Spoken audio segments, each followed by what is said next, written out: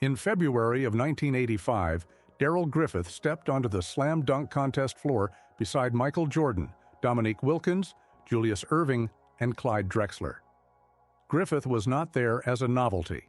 He was in the middle of a career-high 22.6 scoring season, had already set the NBA's single-season three-point record, and carried a nickname made for that stage, Dr. Dunkenstein. Look at that lineup now, and one name seems to fall out of the picture.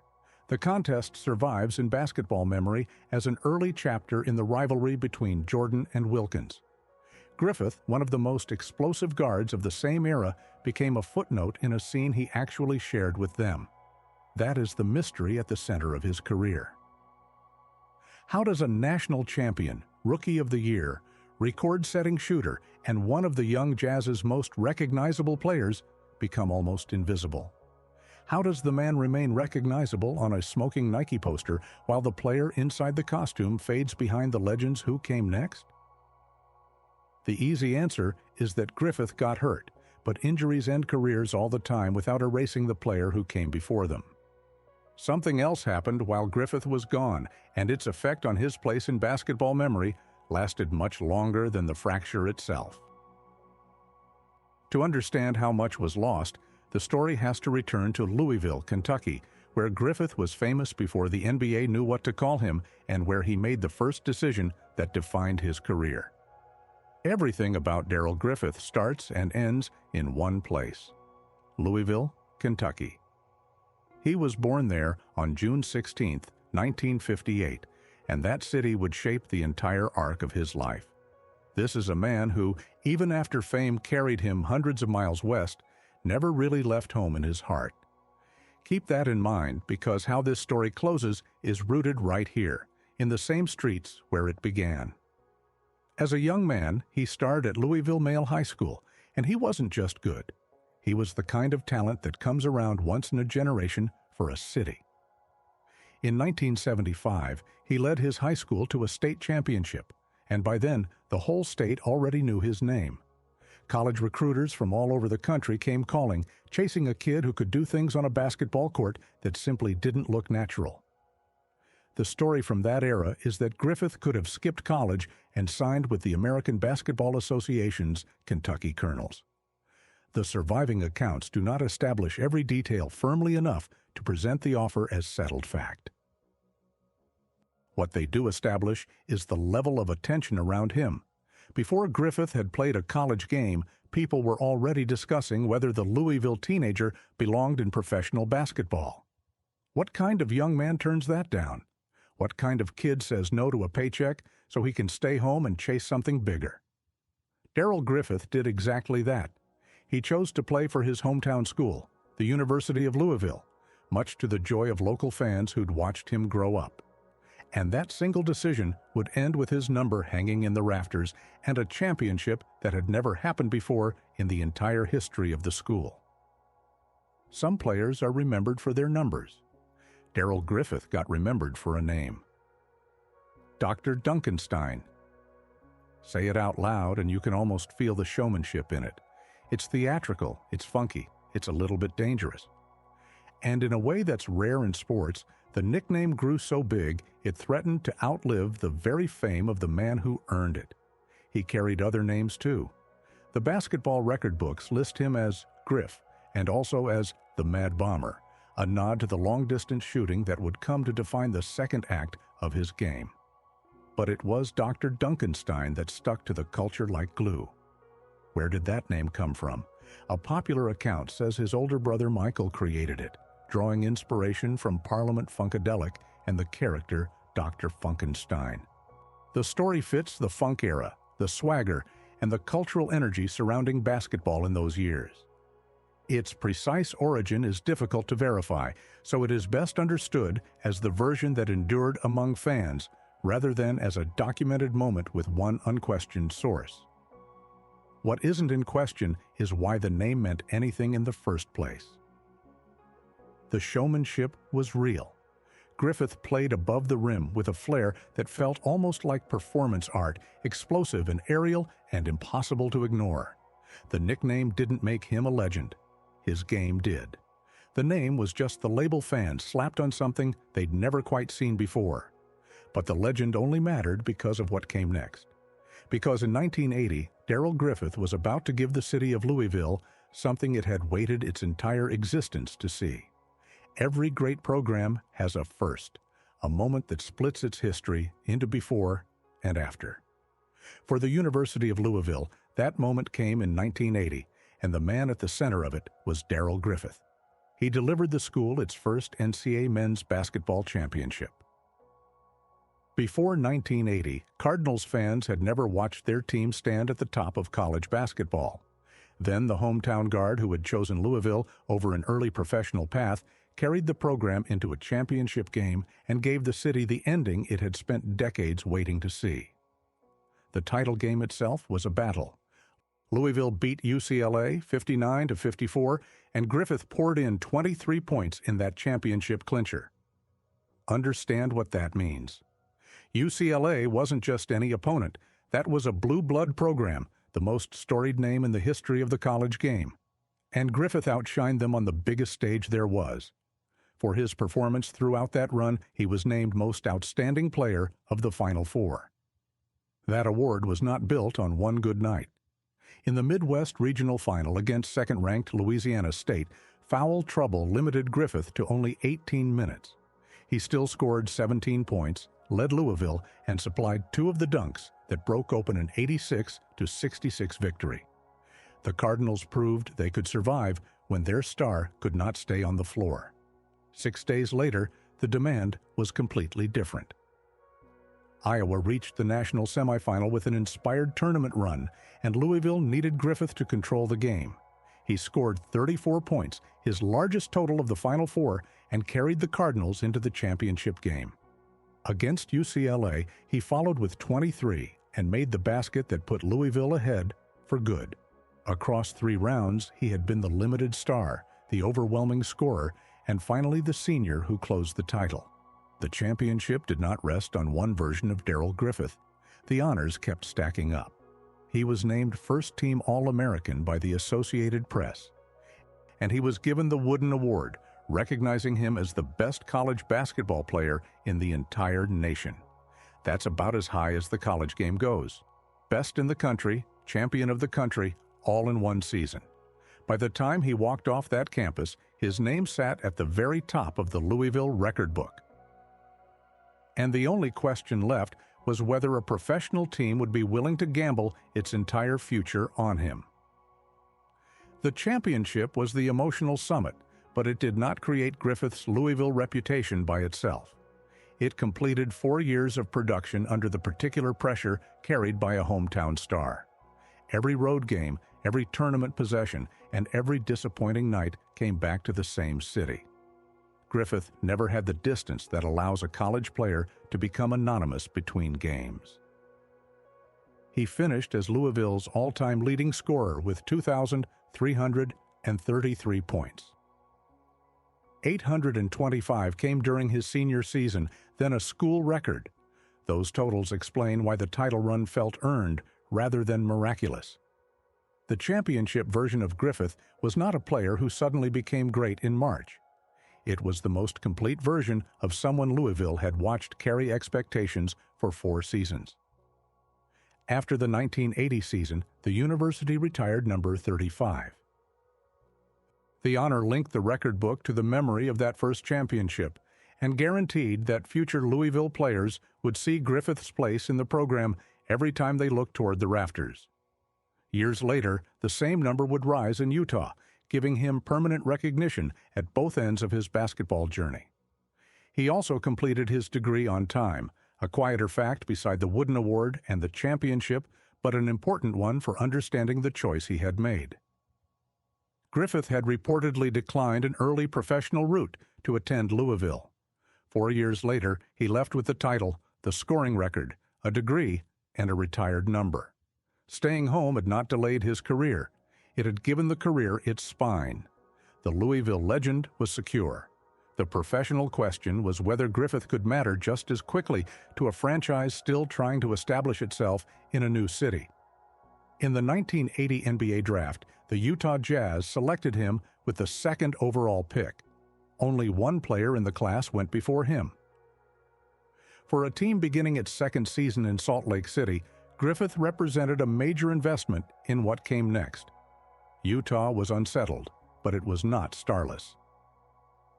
Adrian Dantley had arrived before the team's first season in Salt Lake City, averaged 28 points, and made the 1980 All-Star team. Pete Maravich had been waived months before the draft. Griffith was joining an established scorer, not walking into an empty franchise. But as a spectacular young guard arriving immediately after the Pistol Pete era, Griffith inherited part of Maravich's old burden. He was not replacing him position for position or fame for fame. He was being asked to give a relocated audience a new kind of show and prove that Utah could build a future worth watching. His rookie season supplied the answer. Griffith averaged 20.6 points per game and won Rookie of the Year. He was not being protected inside an established contender. Utah asked him to create offense immediately, and he responded as one of the league's brightest young players. The answer began on opening night. On October 10, 1980, Griffith played 40 minutes against Portland in his NBA debut. He took 27 shots, scored 26 points, grabbed 8 rebounds, and made 5 steals as Utah won 96-86. 8,150 people watched a rookie behave as if an adjustment period were optional. That box score already contained the player Utah had drafted. The shot volume showed his confidence. The rebounds and steals showed how much activity his athleticism could create beyond the famous dunks. Most important, the Jazz won. Griffith's arrival did not turn Utah into a contender overnight, but it gave the new audience an immediate piece of evidence that the future could look different from the past. The way he produced those points explains why the nickname survived the jump to the NBA. Griffith was 6'4", but the game did not read his size correctly once he gathered to leave the floor. A defender could appear to have the lane protected and then discover that Griffith had reached a second level of the play, finishing above the contest instead of through it. His dunks were not separate exhibitions pasted onto an ordinary scoring game. They came out of live pressure, a lane opening for an instant, a transition defender retreating toward the rim, a loose ball turned into sudden acceleration. The takeoff compressed the distance between opportunity and finish. By the time the defense recognized that a spectacular play was available, Griffith was already above it. That mattered to a relocated franchise trying to create an emotional connection with a new crowd. A routine basket added 2 points. A Griffith finish changed the sound in the building and gave fans an image they could carry home. He did not merely score 20.6 per game as a rookie. He supplied Utah with a recognizable form of excitement, something the young franchise could claim as its own after leaving New Orleans. The unusual part was that the aerial game would not remain his only answer. As defenses learned to retreat and protect the rim, Griffith began developing the shot that would eventually punish them for giving him space. The league first met him as a leper. It would soon have to defend him as one of its earliest serious long-range threats. For the Jazz, Griffith changed the texture of the team. Dantley was already the proven scoring star. Griffith became the younger attraction beside him, faster, more aerial, and increasingly dangerous from long range. Together, they attacked defenses at completely different speeds. Griffith supplied sudden acceleration and finishes above the rim. Dantley used angles, footwork, and contact to trap defenders in the half court. Preparing for one did little to prepare an opponent for the other. This was finally a real team taking shape, not just a collection of talent. Behind those two scorers, the roster started to fill in with the right pieces. Mark Eaton arrived to anchor the defense, a towering presence who protected the rim and made life miserable for anybody driving the lane. Ricky Green ran the show at point guard, pushing the pace and feeding the scorers. For the first time, the Jazz weren't just an offense waiting to happen. They were becoming a complete basketball team. The partnership was productive, but it was not permanent. Dantley's relationship with head coach Frank Layden grew strained, leaving Utah's best scoring combination vulnerable to decisions being made away from the court.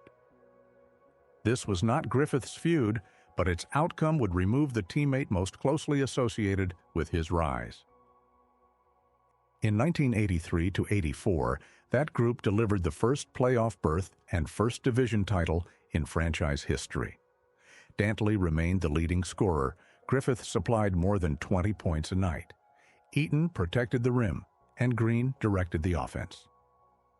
Griffith did not create Utah's rise alone, and he was not its first star. His importance was more specific. He became the explosive young co-star who helped turn Dantley's individual brilliance into the breakthrough team in Jazz history. The breakthrough still had to survive a postseason test. Utah won its playoff debut against Denver by only 2 points after nearly losing a 15-point fourth-quarter lead. Then the Nuggets won the next 2 games. A team that had waited its entire existence for the postseason was suddenly one defeat from a very short visit. After Game 3, Denver columnist Woody Page wrote that the Jazz had no heart. Utah carried that accusation into the next game. The Jazz entered the fourth quarter down by 3, then outscored Denver 32-24. Dantley scored 30, Ricky Green added 29, and Griffith delivered 24 in a 129-124 victory that forced the series back to Salt Lake City. Game 5 removed the suspense. Utah won 127-111 with another 24 points from Griffith and advanced to the second round. Phoenix ended the run in 6 games, but that did not erase what had happened. The Jazz had not merely reached the playoffs, they had fallen behind, faced elimination, answered a public insult, and won the first series they ever played. Griffith was no longer just part of a promising roster. He had produced when the franchise's breakthrough was in danger of disappearing after 1 week. This is the moment in the story where you'd expect everything to open up. This should have been the beginning of a long, celebrated era for Darrell Griffith. A franchise on the rise, a young star in his prime. A city that finally had a reason to believe the future belonged to him. The pieces were all there. By every logical measure, this was supposed to be the launching pad for a decade of greatness with Griffith's name on the marquee. So why isn't that how we remember it? Why did a story that looked so promising in 1984 end up fading into the background? That's the puzzle at the heart of all this.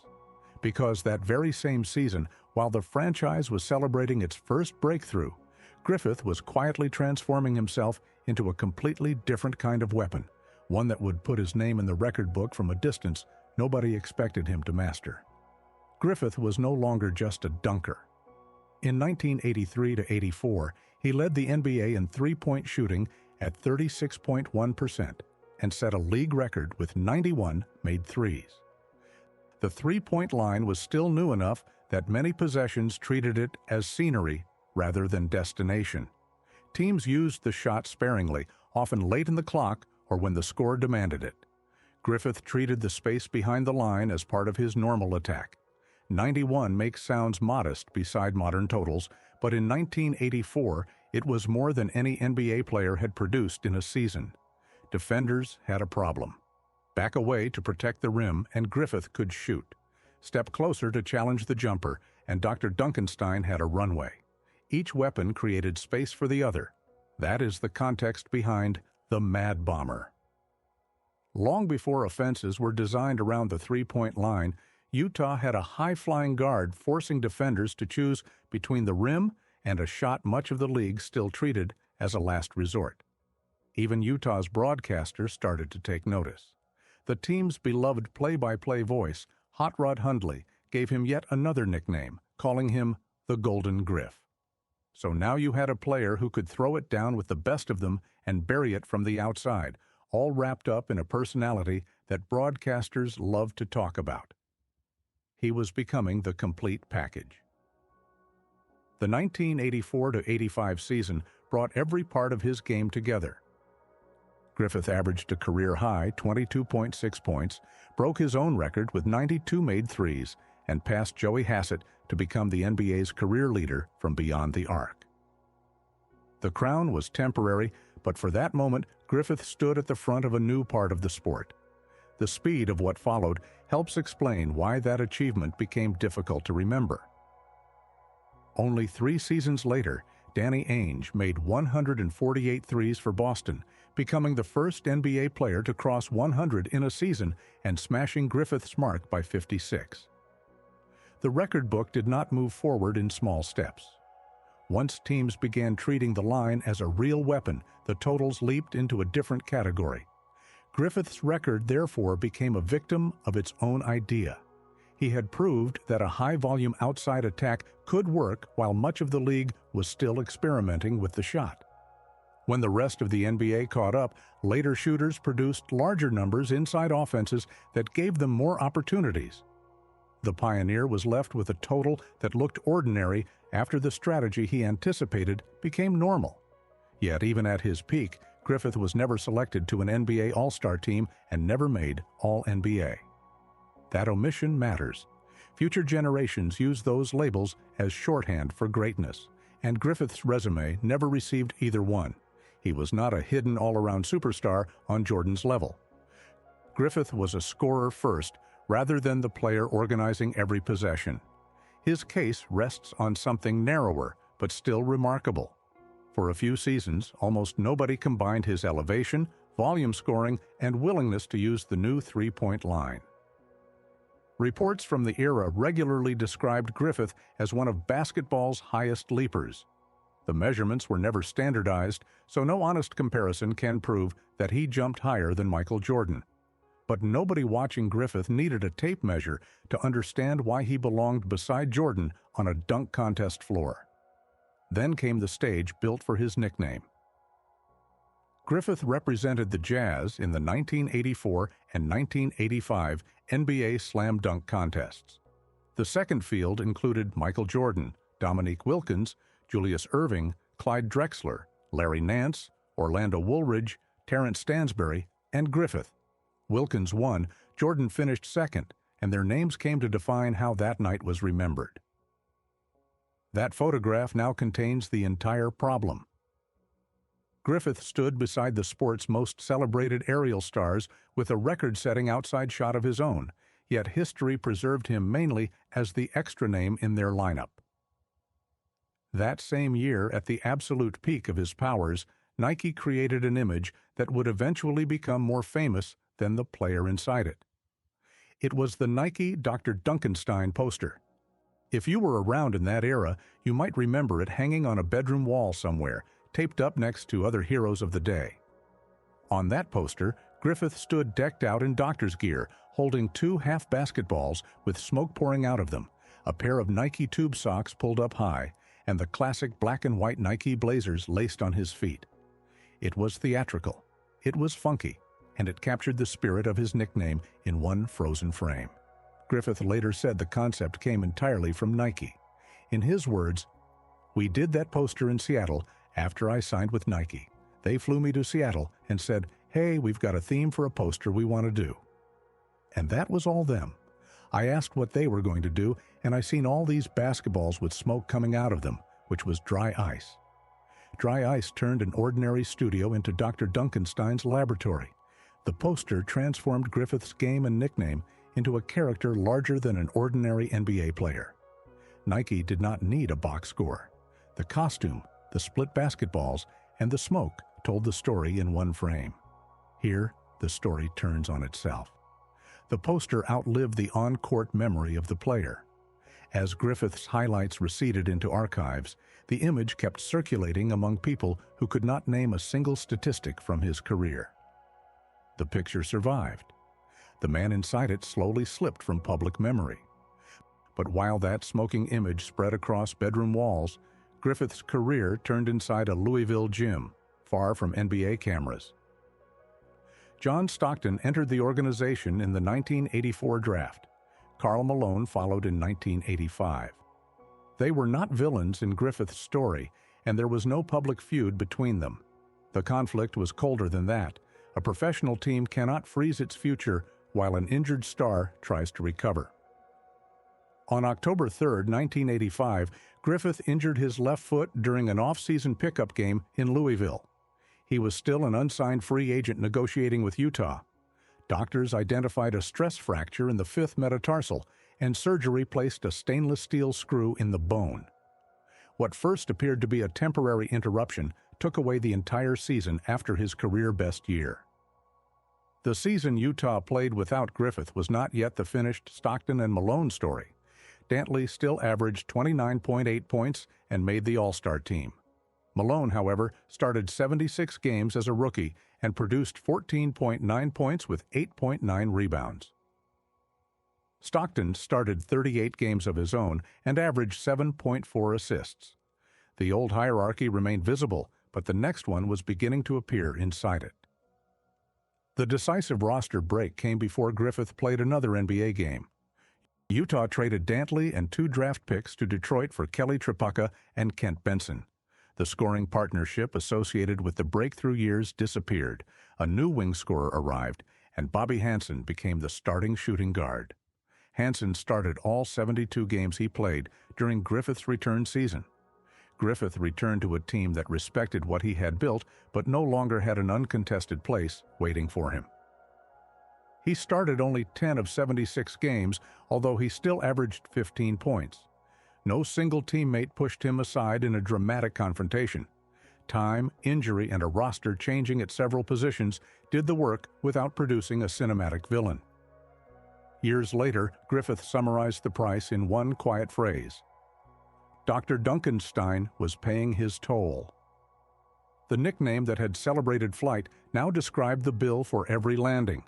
His legs had created the legend. At the worst possible moment, they also forced him to continue his career closer to the ground. The decline was not a straight line. Griffith needed surgery on his left knee in March of 1988, then returned the next season and started 73 of 82 games. He could no longer rely on the old physical advantage, so the outside shot, timing, and experience kept him useful beside the younger core. After that comeback, he lost the starting role permanently the following year. There was no dramatic farewell. His minutes and opportunities simply became smaller until Dr. Dunkenstein was watching more of the game from the bench. Finally, in 1991, Griffith retired with 12,391 NBA points, every one of them in a Utah uniform. From the second overall pick, who arrived just after the Pistol Pete era, to the veteran leaving quietly, his entire professional career belonged to one team. Griffith did not give Utah its first star. Dantley already held that place. What Griffith gave the relocated franchise was a younger identity, a spectacular second scorer, and a vital piece of its breakthrough playoff team. Stockton and Malone did not erase that contribution, but their greatness made it easier for later fans to look past it. Utah's most famous era began just as Griffith's body stopped letting him write the next chapter. 2 years after his retirement, Utah made sure Griffith's contribution could not vanish completely. On December 4, 1993, the Utah Jazz retired Griffith's number 35. Louisville had already retired the same number after his championship season. The two banners fixed his place in the history of both programs, even as his place in the wider basketball conversation continued to shrink. The timing made the ceremony bittersweet. Stockton and Malone had become the identity of the Jazz, yet Utah paused in the middle of their ascent to honor an architect of the breakthrough playoff roster. Griffith could never disappear inside the arena. Outside it, he was already becoming harder to see. The recognition kept coming, though slowly. In November of 2014, Griffith entered the College Basketball Hall of Fame. 34 years separated Louisville's championship from that induction. The honor arrived after his peak had become archival history, but it formally restored the college achievement to a national story that casual fans had largely stopped telling. Griffith eventually returned to Louisville, the city he had chosen when an early professional path reportedly tempted him as a teenager. He ran Griff's, his own sports bar and restaurant, and remained connected to the university that he had carried to its first national championship. Across the 2010s and into the 2020s, he served Louisville in official roles, including special assistant to the university president and university ambassador. The wider basketball world might have treated him like an archival figure. At home, he remained part of the institution's living memory. That choice completes the circle. Griffith did not spend the rest of his life demanding that the spotlight return. He built a rooted life in the one city where Dr. Dunkenstein never needed an introduction. In February of 2018, a 21-year-old Utah rookie reintroduced Griffith to a new generation. Donovan Mitchell stepped onto the slam dunk contest stage wearing Griffith's Jazz jersey. The tribute fit because Mitchell and Griffith had both traveled from Louisville to Utah as explosive young guards. Mitchell explained it simply. Both got drafted by the Jazz, and he was an incredible player. To be able to pay homage to him meant a lot to me. The jersey placed Griffith's name back on a national stage. Younger fans were given a reason to find the championship, Rookie of the Year award, early three-point records, and smoking Nike poster for themselves. When the attention came back around, Griffith did not reach for bitterness. Asked about the days when his reported vertical leap made him look almost airborne, he smiled and said, "I don't do that anymore. The warranty on my legs has expired." The joke carried the whole career inside it.